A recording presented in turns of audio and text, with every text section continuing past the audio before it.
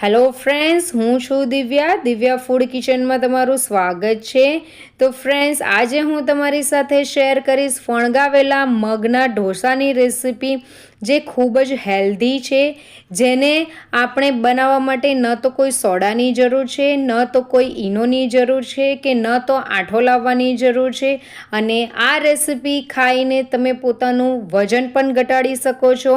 તો recipe start કરતાં પહેલાં ચેનલ પર નવા હોય તો એકવાર ચેનલને જરૂરથી સબસ્ક્રાઈબ કરજો। તો અહીંયા મેં ફણગાવેલા મગ લઈ લીધા છે। મગને ફણગાવવા માટે સૌથી પહેલાં તો તમારે એક વાટકીનું માપ લઈ લેવાનું। તો અહીંયા મેં એક વાટકી મગ લીધા હતા અને એ મગને મેં આખી રાત પાણીમાં પલાળી દીધા હતા।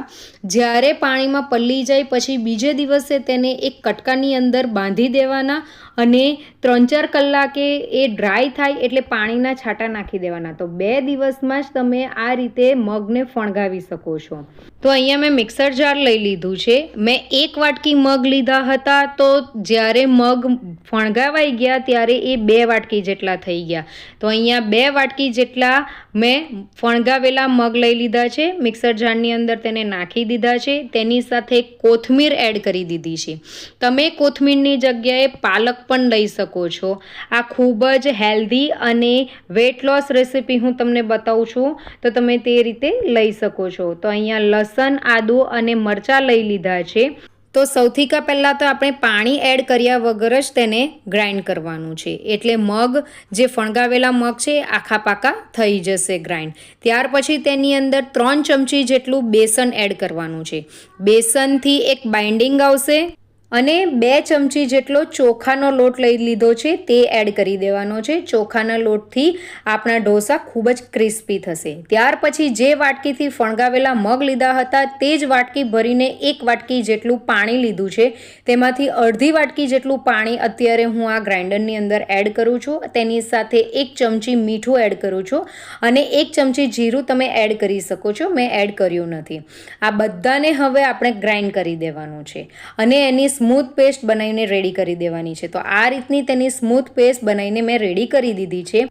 આ રીતની સ્મૂથ પેસ્ટ બનાવીને આપણે રેડી કરી દેવાની છે, તેને અધકચરી રાખવાની નથી, તેનું ધ્યાન રાખજો। તો હવે આ પેસ્ટને હું બીજા બાઉલમાં કાઢી લઉં છું અને આ બધી પેસ્ટ મેં કાઢી લીધી છે। ત્યાર પછી હવે આ પેસ્ટ મને ખૂબ જ ઘટ્ટ લાગે છે, તો આપણે જે અડધો કપ પાણી જે બચાઈને રાખી હતી, અડધો કપ જે વાટકીનું જે માપથી આપણે પાણી લીધું હતું, એમાંથી 1/4 કપ જેટલું પાણી હું આની અંદર એડ કરું છું અને મિક્સ કરી દઉં છું। બસ પાણીનું માપ તમારે ધ્યાન રાખવાનું છે, કેમ કે આ બેટર વધારે ઠીક પણ નથી હોતું કે વધારે પતલું પણ નથી હોતું। તો અત્યારે આ બેટર આટલું ઠીક છે, તો હું થોડુંક પાણી એની અંદર એડ કરું છું। તો બસ આટલું જ બેટર આપણે રાખવાનું છે અને હવે આને થોડું મિક્સ કરી દેવાનું છે અને મિક્સ કર્યા પછી તેને એટલીસ્ટ 5 મિનિટ માટે રેસ્ટ આપી દેવાનો છે। તો આપણે તેને ઢાંકીને 5 મિનિટ માટે રેસ્ટ આપવાનો છે। તો જે વાટકીથી આપણે માપ લીધું હતું તેમાંથી 1 થી 1.5 ચમચી જેટલું પાણી બચી ગયું છે, તો જો મને જરૂર લાગશે તો હું પછી એને એડ કરીશ। ત્યાર પછી જ્યાર સુધી આપનું બેટર રેસ્ટ કરે છે તો તેની ઉપર નાખવા માટે સ્ટફિંગ રેડી કરવાનું છે। તો 1 કપ ઝીણો સમારેલો કાંદો લઈ લીધો છે, 1 કપ ઝીણો સમારેલું ટામેટું લઈ લીધું છે, 1 કપ ઝીણું સમારેલું સિમલા લઈ લીધું છે। આના સિવાય તમે બીજા પણ જે પણ શાકભાજી તમારે એડ કરવા હોય તે તમે કરી શકો છો।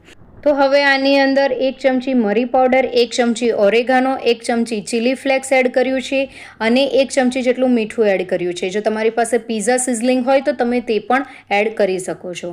આ બધાને આપણે મિક્સ કરી દેવાનું છે। ખૂબ જ ટેસ્ટી, હેલ્ધી, સુપર હેલ્ધી આ રેસિપી છે, હાઈ પ્રોટીનથી ભરપૂર રેસિપી છે। તો ફ્રેન્ડ્સ, એન્ડ સુધી જરૂર જોજો।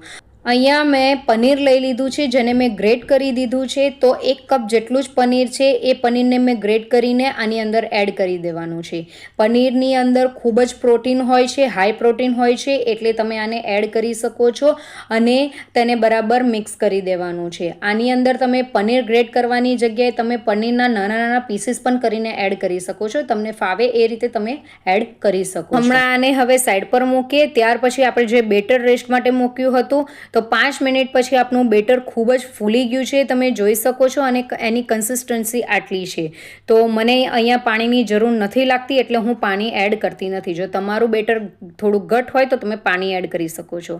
અહીંયા મેં ઢોસો બનાવવા માટે ઢોસાનો લોખંડનો તવો લીધો છે, તેને મેં ગરમ કરી દીધો છે. તેની ઉપર તેલ એડ કરી દીધું અને પાણી સ્પ્રિંકલ કરીને ઢોસાને ક્લીન કરી દીધો છે. ત્યાર પછી 1 ચમચા જેટલું મેં બેટર લીધું છે અને બેટરને આ રીતે ફેલાવતા જવાનું છે. બેટર થોડું ડ્રાય થઈ જાય એટલે તેની ઉપર તમે બટર કે તેલ કંઈ પણ નાખી શકો છો. જો તમે વેટ લોસ માટે આ રેસીપી બનાવતા હોય તો તમે બટર, ઓઇલ બધું સ્કીપ કરી શકો છો. ત્યાર પછી આપણે જે પનીરનું સ્ટફિંગ બનાવ્યું હતું એ થોડું થોડું કરીને આની અંદર એડ કરતા જવાનું છે અને તેને પ્રેસ કરતા જવાનું છે, થોડું દબાવતા જવાનું છે, જેથી એની અંદર જે આપણે શાકભાજી નાખ્યા છે એની જે કચાશ હશે તે પણ દૂર થઈ જશે. ત્યાર પછી આપણે એને દબાવતા એને પકાવી લેવાનું છે. ત્યાર પછી સાઈડ પરથી આપણે જ્યારે ઢોસો થતો હોય ત્યારે સાઈડ પરથી આપણે તેની કિનારીઓ કાઢતા જવાનું છે. તો તમે જોઈ શકો છો કે ખૂબ જ ઇઝીલી કિનારીઓ નીકળી જાય છે. તો તમે એને રોલ પણ કરી શકો છો. અહીંયા ઢોસો થઈ ગયો છે તો હું એને રોલ કરું છું. તમે રોલ પણ કરી શકો છો અથવા તો તમને જે રીતે તમારે આ ઢોસો ખાવો હોય તે રીતે તમે કટ કરી શકો છો. હું અહીંયા એના 4 પીસ કટ કરું છું. તમારે પીસીસ નહીં કરવા હોય તો તમે એ રીતે પણ કરી શકો છો. તો તમે જોઈ શકો છો કે ખૂબ જ ઇઝીલી આ પીસીસ થાય છે. તો હું તમને બીજો એક ઢોસો બનાવીને બતાવું છું. તો એ જ રીતે મેં 1 ચમચા જેટલું બેટર લઈ લીધું છે અને તેને ફેલાવી દીધું છે. તેની ઉપર બટર કે તેલ તમારે જે ઈચ્છા હોય એ તમે એડ કરી શકો છો. ત્યાર પછી આની ઉપર તમે શેઝવાન સોસ પણ નાખી શકો છો અને શેઝવાન સોસની ઉપર તમે આ જે પનીરનું સ્ટફિંગ છે એ ત્યાર પછી એની ઉપર એડ કરી શકો છો. તો પણ એનો ટેસ્ટ ખૂબ જ સારો એવો આવશે. તમને જેમ ખાવું હોય તમે તે રીતે આને બનાવી શકો છો. ખાવામાં ખૂબ જ ટેસ્ટી છે.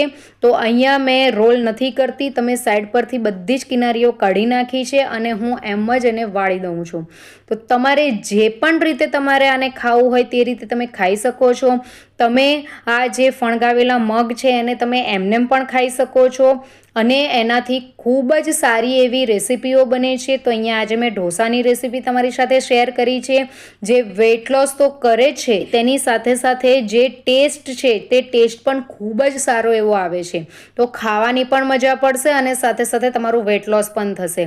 તો ફ્રેન્ડ્સ, એકવાર આ રેસીપી તમે જરૂરથી ટ્રાય કરજો.